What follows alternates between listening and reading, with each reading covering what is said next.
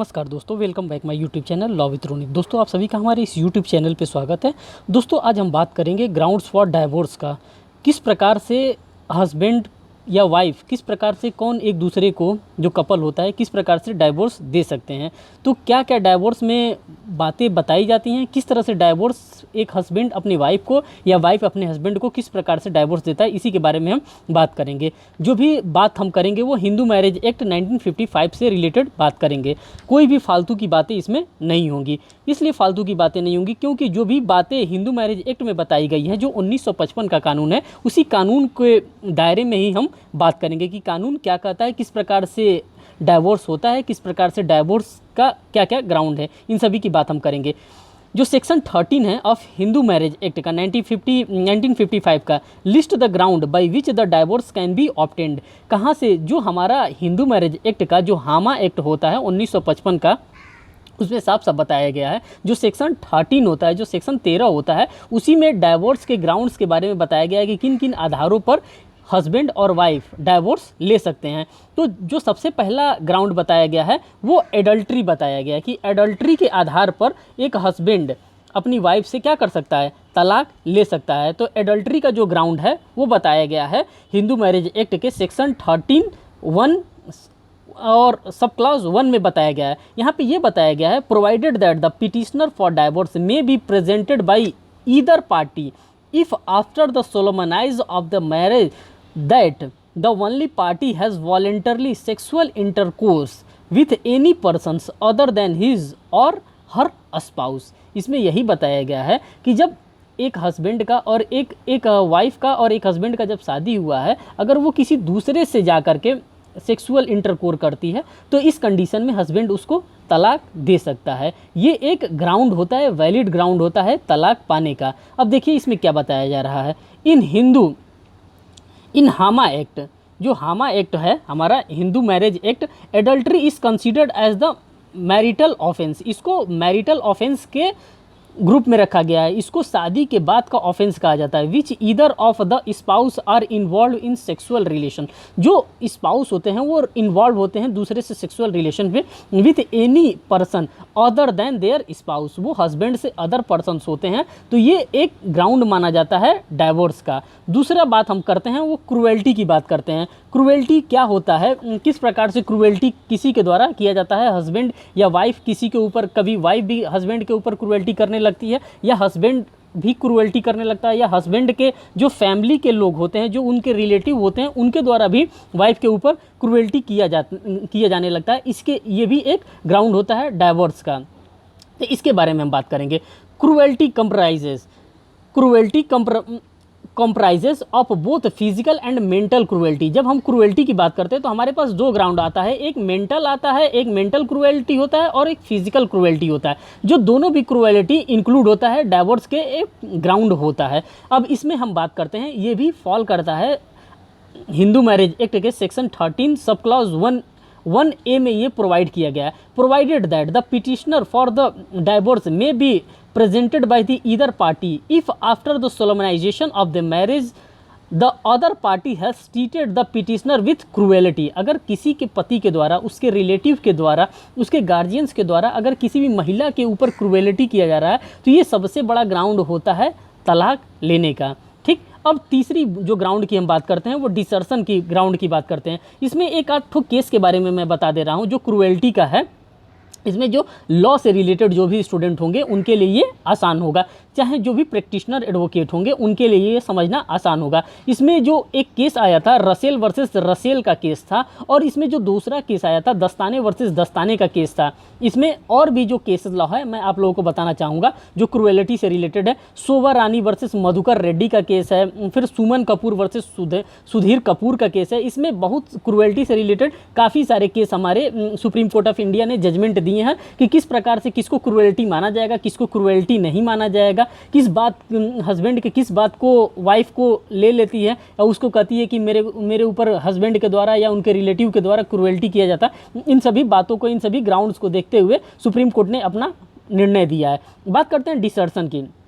Desertion का मतलब होता है कि त्याग देना, किसी चीज़ को डिसर्ट कर देना, छोड़ देना। ये भी बताया गया है हिंदू मैरिज एक्ट के सेक्शन 13 1 बी में बताया गया, provided that the petitioner for divorce may be presented by either party if the other party has deserted the petitioner for a continuous period for not less than 2 years immediately preceding the presentation of this petitioner। इसके बारे में बताया जा रहा है when one spouse without any reason, जब एक आदमी, जब शादी जोड़े में से कोई भी एक व्यक्ति अगर बिना किसी भी रीज़न के without consent abandoned the other spouse, abandon कर देता है, अदर स्पाउस को छोड़ देता है, other spouse and with the intention of not coming back, और उसका इंटेंशन यही होता है कि उसने घर को त्याग दिया, पत्नी को त्याग दिया, बच्चे को त्याग दिया, उसका घर आने का कोई इंटेंशन नहीं होता है, तो ये भी एक बहुत बड़ा आधार बन जाता है तलाक लेने का हिंदू मैरिज एक्ट में, हिंदू मैरिज एक्ट के सेक्शन 13 में ये।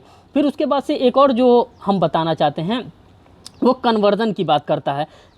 कन्वर्जन में क्या होता है कि किस प्रकार से कन्वर्ट किया जाता है। जैसे कि मान लीजिए कोई हिंदू है, वो मुस्लिम बनकर के शादी कर लिया, चाहे पहले से शादीशुदा है, उसको कोई दूसरी लड़की पसंद आ गई तो वो मुस्लिम बन के शादी कर लिया, अगर वो कन्वर्ट कर जाता है किसी भी धर्म में, किसी भी जाति में, तो ये भी एक ग्राउंड होता है सेक्शन 13 में हिंदू मैरिज एक्ट के डाइवोर्स का। If any of the two spouse change religion then the other spouse can go to court and get divorce. दूसरा पक्षकार जाएगा और डाइवोर्स के लिए फाइल कर देगा, इसमें कोर्ट हमको डाइवोर्स देगा। नेक्स्ट हम बात करते हैं इंसैनिटी की। इंसैनिटी में क्या होता है, लोग पागल हो जाते हैं। जब पागल व्यक्ति के साथ रहना आसान बात होता नहीं है। इंसैनिटी, अगर एक स्पाउस पागल हो गया है तो भी ये एक ग्राउंड होता है तलाक पाने का। Insanity is a condition when a person become unsound. Unsound का मतलब होता है जब वो व्यक्ति पागल हो जाता है। Insanity become grounds of divorce when it is not possible for the spouse to live with that spouse who is suffering from mental disorder। जब उसको कोई मेंटल डिसऑर्डर होता है, जब वो पागल हो जाता है, तो एक स्पाउस उसके साथ रहना नहीं चाहता है, तो वो कोर्ट में अपील कर सकता है कि साहब ये मेंटल डिसऑर्डर हो गए हैं, ये अनसाउंडनेस ऑफ माइंड से चल रहे हैं, मैं इनसे तलाक लेना चाहती हूँ, चाहे तलाक लेना चाहता हूँ, तो ये भी एक ग्राउंड बन जाता है आपको तलाक लेने का। जो नेक्स्ट ग्राउंड की बात करते हैं वो लेप्रोसी की बात करते हैं, जिसको कि हम लोग वेनरल डिजीजेस के नाम से भी जाना जाता है। ये जो वेनरल डिजीजेस होता है इसको तो ओमिट कर दिया गया है, लेकिन फिर भी यहाँ पे डिस्कस किया जा सकता है क्योंकि ये पहले से था। जो लेप्रोसी होता है, जिसको कोढ़ हम लोग कहते हैं, leprosy is an infectious diseases of skin and nervous system etcetera. This diseases is transmitted from one person to another, thus a valid ground for divorce. ये भी एक वैलिड ग्राउंड होता है डाइवोर्स का, लेप्रोसी जो होता है। फिर उसके बाद से कम्युनिकेबल डिजीजेस जो होता है, ये भी एक ग्राउंड होता है डाइवोर्स का। जो कम्युनिकेबल डिजीजेस होता है जिसमें एड्स आता है, ये कम्युनिकेबल डिजीजेस होता है, एक स्पाउस से दूसरे स्पाउस में फैल जाता है, ये भी एक ग्राउंड होता है सेक्शन 13 में, जिसमें कि हम लोग डाइवोर्स पा सकते हैं। फिर एक और ग्राउंड जो होता है वो रिनाउंसिएशन का होता है।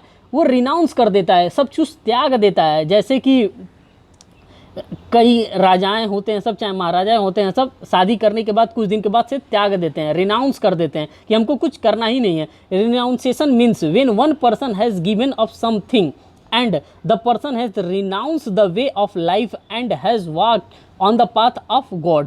If any of the spouse do something like that become the valid ground for divorce। जो ये सबसे बड़ा कारण ये भी बनता है कि अगर एक आदमी महंत बनने, संत बनने निकल गया, अब उसने शादी किया है, अब उसको ज्ञान की प्राप्ति हो गई, वो कह रहा है कि मैं संत बनना चाहता हूँ। जब उसने देश दुनिया को त्याग दिया, जब पत्नी को ही त्याग दिया, तो फिर पत्नी उसके साथ रहना ही क्यों पसंद करेगी। ये भी एक ग्राउंड बनता है डाइवोर्स का। फिर प्रिजम्पशन ऑफ डेथ, जो प्रिजम्पशन अवधारणा पाल लिया जाता है कि मान लिया जाता है कि हस्बैंड क्या हो गया है, मर गया है, ये भी एक इंपॉर्टेंट ग्राउंड होता है डाइवोर्स का। A person is presumed to be death if he is not heard from 7 years by family and friend and they had no idea whether that the person is alive or dead, so this become a valid ground for divorce। अगर किसी भी व्यक्ति को 7 साल तक नहीं सुना गया है तो ये मान लिया जाता है, कानून में ये मान लिया जाता है, इंडियन एविडेंस एक्ट में ये मान लिया जाता है कि वो व्यक्ति मर गया है, और ये भी एक ग्राउंड होता है डाइवोर्स लेने का। इस पे डाइवोर्स लेकर के पत्नी चाहे तो दूसरी शादी कर सकती है। Other ground for divorce which can only be use by wife and these are. कौन कौन से वाइफ को कौन कौन से ग्राउंड मिल रहा है। Wife was married before the age of 15 year, this can be ground of divorce. अगर पत्नी की शादी 15 वर्ष से पहले, अगर किसी लड़की की शादी 15 वर्ष से पहले कर दी जाती है, अगर वो जानकार है तो वो इस आधार पर वो डाइवोर्स ले सकती है कि मैं अभी नाबालिग हूँ, मैं डाइवोर्स लेना चाहती हूँ, मेरा 15 वर्ष से पहले ही मेरी 18 वर्ष जो मेजोरिटी की एज होती है वो पूरा करने से पहले ही हमारी शादी कर दी गई है, मैं डाइवोर्स लेना चाहती हूँ। दूसरा ग्राउंड बताया जा रहा है, husband is guilty of rape, sodomy और बेस्टियलिटी। अगर हस्बैंड इस प्रकार के तीनों चीज़ का अगर गिल्टी है तो भी ये ग्राउंड होता है डाइवोर्स का।